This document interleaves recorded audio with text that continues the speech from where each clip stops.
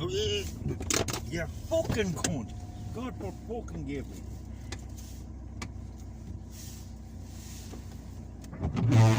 Jesus.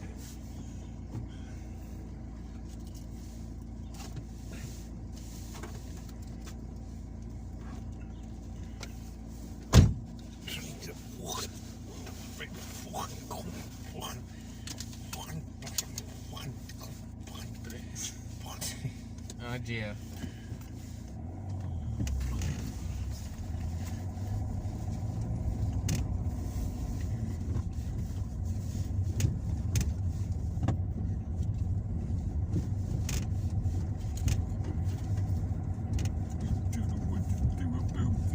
Bring money, yeah? Uh-huh.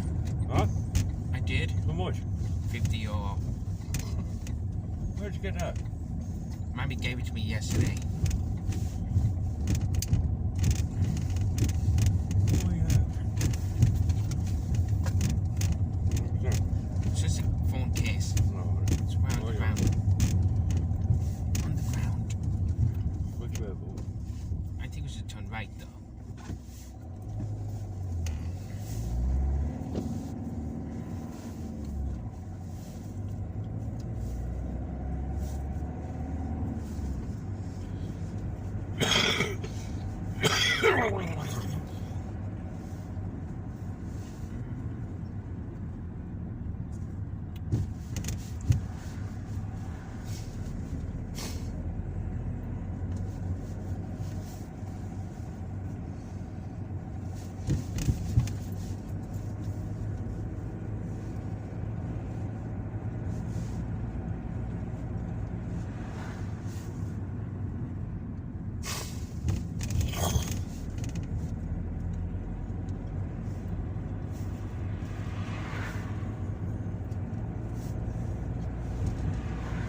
Where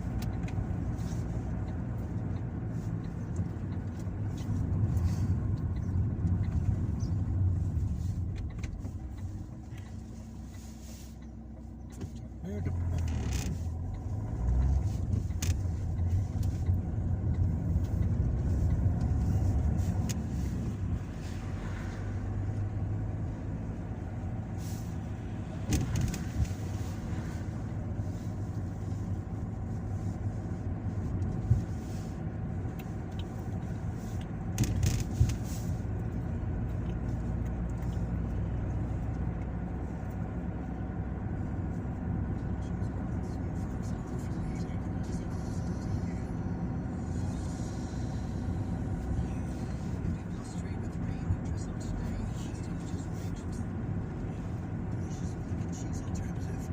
sandwich sauce, juicy tomato.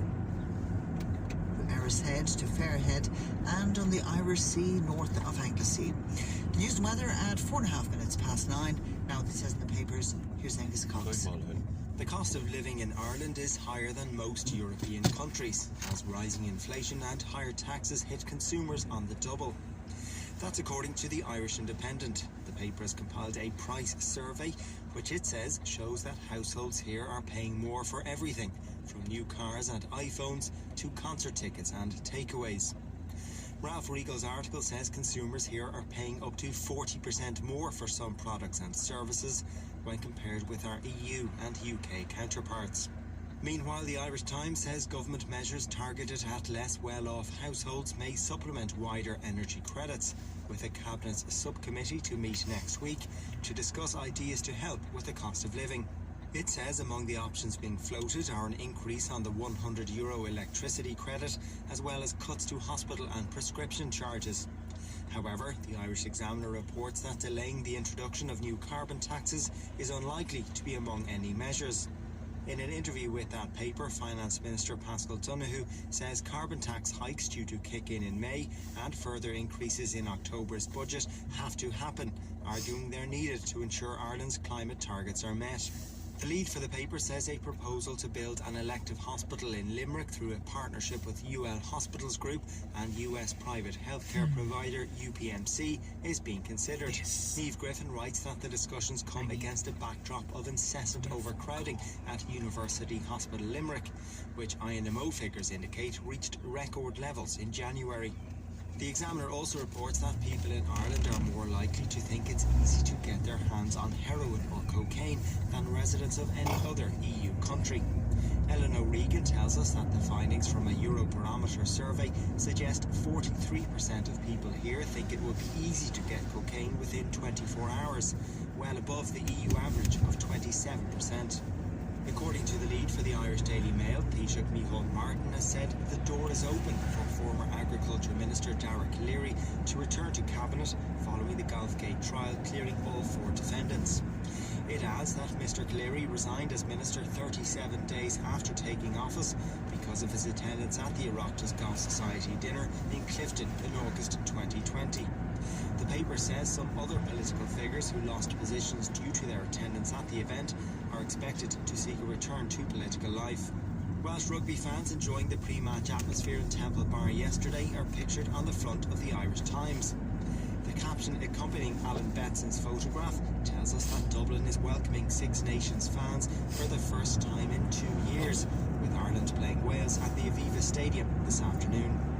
And as you might have heard in the news bulletins, the Times is reporting that a wall erected at Glasnevin Cemetery in Dublin to remember all those who died in the Irish Revolution is being discontinued because of safety and vandalism concerns. Rona McCreevy writes that the chairman of the Dublin Cemeteries Trust, David Bunworth, said the wall had been vandalised 3 times and it would be impossible to stop a 4th such incident. McCreevy also says the names of those who died in the Easter Rising will be removed from the wall. Reporting for the Irish Independent, Ciara O'Loughlin says RTE broadcaster Joe Duffy yesterday joined protesters in Glasnevin who are against plans to remove the wall, saying he was shocked and saddened that the names of 40 children who died in the Rising will be erased. And Glasnevin Cemetery's necrology wall is the focus of the editorial for the paper, which says that with the decision to remove it, the efforts of the vandals who targeted the wall consistently have thus been rewarded. And that as a consequence, dignity, which is the due we owe to the dead, looks like a price we are not prepared to pay. Angus Cox, and that's all from the newsroom for the moment. Why wait any longer for a change of scene? Why wait one more week for a world-class cocktail in a rooftop hot tub? Why wait another day for Art Deco elegance and live jazz? For a spa resort with a therapy menu as long as your arm? For dinner at a Michelin Guide recommended restaurant? Why put your next short break on the long finger when it's just a small step to a giant adventure in Northern Ireland? And you can book it now at discovernorthernireland.com. Travel advice and guidelines apply. Visit nidirect.gov.uk and check ahead with providers. In the Irish Times weekend, fuel costs are soaring, electricity and gas bills are rising. Conor Pope explores what's driving this inflation. Is a damning review of South Kerry Youth Mental Health Services the tip of the iceberg, or an isolated case? Oscar contender Andrew Garfield opens up on hating the dark side and his Spider-Man secret. And the Six Nations returns. Can Andy Farrell's Ireland build on recent momentum, or will old enemies prevail? Buy in store, deliver, subscribe at irishtimes.com. When The Irish it Times, is in because you get it. Hi, this is Eamon Coughlin. Not everything changed in the last year. Worldwide, hunger, homelessness and war still leave people desperate for food, water and shelter. In 14 countries, Goal is providing essential support, and that's why we still need your help urgently. If you can donate anything at all, please help at goal.ie. Thank you. Now on RT Radio 1, the breakfast roll index and the rising cost of living here in Ireland. A day trip to Rome, live line callers are not having it, and Ryan helps you find your Icelandic name. All on playback now, presented by Sinead Mooney.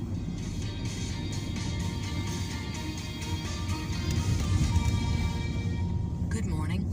So this guy went to a garage yesterday and he said to the guy behind the garage, give me a breakfast roll, please. Now, if you're thinking that sounds like the start of a joke, possibly a bad one, you wouldn't be too wrong. As a classic Pat Short breakfast roll, let's face it. So how much would you say that was going to cost? Put a figure on that. If you were to, how much would you pay for it? 3 sausages, that's a lot of food in there. 2 eggs, hash brown, black and white pudding, in a roll, breakfast roll, you're starving. You're probably heading out for the day to work or what have you. 8-piece breakfast roll. I mean, it's fair as talking about a piece of art here, but an 8-piece breakfast roll, the cost was €7. So multiply that by 5 for the work.